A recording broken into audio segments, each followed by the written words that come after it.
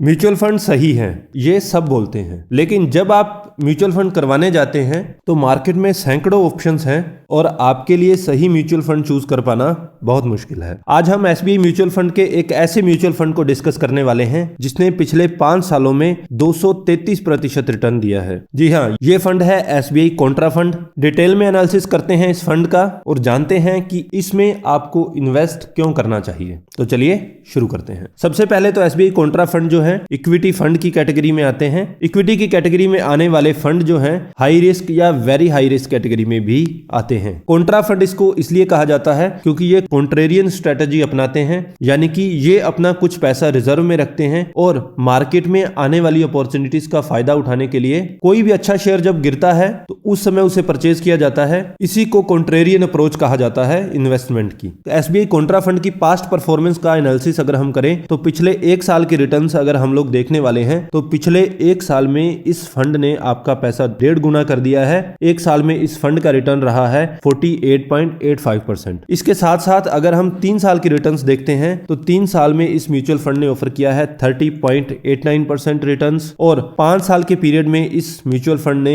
Deliver किए हैं 27.20% return. किसी भी म्यूचुअल फंड के लिए ये रिटर्न्स बहुत ही बड़ी मानी जाती हैं। ज्यादातर अच्छे म्यूचुअल फंड्स जो हैं उसका जब हम एवरेज निकालते हैं तो लगभग 15% से ऊपर जो भी म्यूचुअल फंड्स हैं उन्हें बहुत अच्छे म्यूचुअल फंड्स माना जाता है, लेकिन यहां पर ये फंड तो उस एवरेज के डबल रिटर्न्स आपको जनरेट करके दे रहा है। इस फंड की नेट एसेट वैल्यू की अगर हम बात करें तो ये है 366.91 रुपीस और रेटिंग की अगर हम बात करें तो ये 5 स्टार रेटिंग होल्ड करता है। मिनिमम इन्वेस्टमेंट जो है वो यहां पर आप 500 रुपए से कर सकते हैं और इस समय इस म्यूचुअल फंड में पब्लिक के 25,324 करोड़ रुपए ऑलरेडी लगे हुए हैं। एक बार रिटर्न कैलकुलेटर पर नजर मार लेते हैं। अगर आप इस म्यूचुअल फंड में एसआईपी करवाते मंथली बेसिस पर और 5,000 प्रति महीने अगर आप इसमें इन्वेस्ट करते तो 1 साल इन्वेस्ट करने के बाद आपको प्राप्त होते 74,315 रुपए, जो कि 23.86% रिटर्न माना जाता आपकी इन्वेस्टमेंट पर। यही एसआईपी अगर आप करवाते 3 साल के लिए तो आपका कॉर्पस बन जाता 2,83,856 रुपए। ये लगभग रिटर्न होती 57.70%। और यही एसआईपी अगर हम चलाते 5 साल के लिए तो उस केस में आपका कॉर्पस बन जाता लगभग 6,88,000 रुपए। किसी भी एसआईपी में ये एक मैसिव रिटर्न्स हैं।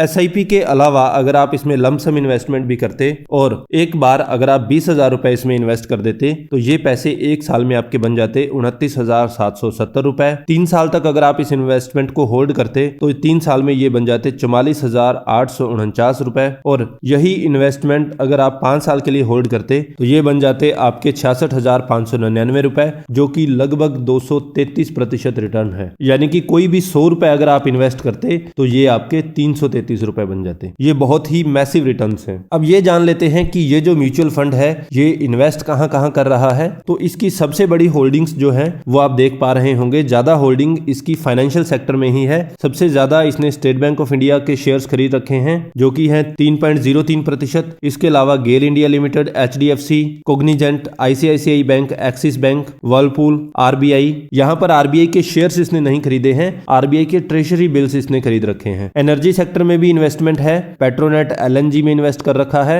इसके अलावा मेटल एंड माइनिंग सेक्टर में टाटा स्टील में भी इसने इन्वेस्ट कर रखा है। तो ये सबसे बड़ी होल्डिंग्स जो है इसकी इन्हीं शेयर्स में है। लेकिन वर्तमान में इसकी होल्डिंग की बात करें तो इसने 95 कंपनीज में अपना शेयर होल्ड कर रखा है। होल्डिंग एनालिसिस की अगर हम बात करें तो जैसा कि हमने पहले बात की थी कि ये एक बहुत बड़ा पोर्शन जो है वो कैश की फॉर्म में रखते हैं ताकि मार्केट के किसी भी डाउनफॉल का फायदा ये लोग उठा सकें। इक्विटी में वर्तमान इन्वेस्टमेंट जो है ये 87.5% है, कैश में 6.1% और डेट इंस्ट्रूमेंट्स में 5.4% तक इन्वेस्टमेंट इन लोगों ने कर रखी है। सेक्टर एलोकेशन की बात करें कि किस सेक्टर में ज्यादा इन्वेस्टमेंट है, सबसे ज्यादा इन्वेस्टमेंट फाइनेंशियल सेक्टर्स में है। उसके बाद दूसरे नंबर पर एनर्जी सेक्टर आता है और बाकी सेक्टर जो है उसके बाद आते हैं जिसमें कि technology, constructions, automobile, health care, metal and mining और सर्विस सेक्टर भी आते आते हैं। इसमें जब आप इन्वेस्टमेंट करने जा रहे हैं तो मिनिमम आप कितनी इन्वेस्टमेंट कर सकते हैं? तो अगर आप SIP करवाने जा रहे हैं तो 500 रुपए से आप इन्वेस्टमेंट शुरू कर सकते हैं, लेकिन लमसम के केस में आपको फर्स्ट इन्वेस्टमेंट जो है वो मिनिमम 5000 रुपए करनी पड़ेगी और उसके बाद आप जब चाहे 1000 रुपए से इसमें इन्वेस्टमेंट कर सकते हैं। इसी कैटेगरी के दूसरे जो भी म्यूचुअल फंड्स है कॉन्ट्रा कैटेगरी के, उससे अगर हम कंपैरिजन करें तो आप देख सकते हैं एक साल की रिटर्न्स इस म्यूचुअल फंड ने दिए हैं 48.90% और कैटेगरी का एवरेज है 47.20%। तो यहां पर ये अपनी कैटेगरी को आराम से बीट कर पा रहा है। 3 साल के केस में इसने रिटर्न दिए हैं 30.9% और कैटेगरी का एवरेज है 22.4%। यहां पर भी आप देख पा रहे होंगे एक बड़ा गैप है। 5 साल का अगर हम कंपैरिजन करें तो 5 साल में इस फंड ने डिलीवर किए हैं 27.20% और कैटेगरी का एवरेज है 19.90%। तो आप देख पा रहे होंगे सारी कैटेगरीज में इस म्यूचुअल फंड ने अपने कैटेगरी एवरेज को आराम से बीट कर दिया है। तो अगर आप एक कॉन्ट्रा फंड में इन्वेस्ट करना चाहते हैं तो ये आपके लिए एक अच्छी चॉइस हो सकती है। कॉन्ट्रा कैटेगरी के जो सबसे पॉपुलर फंड्स इस टाइम है वो SBI का है जो कि 5 स्टार है।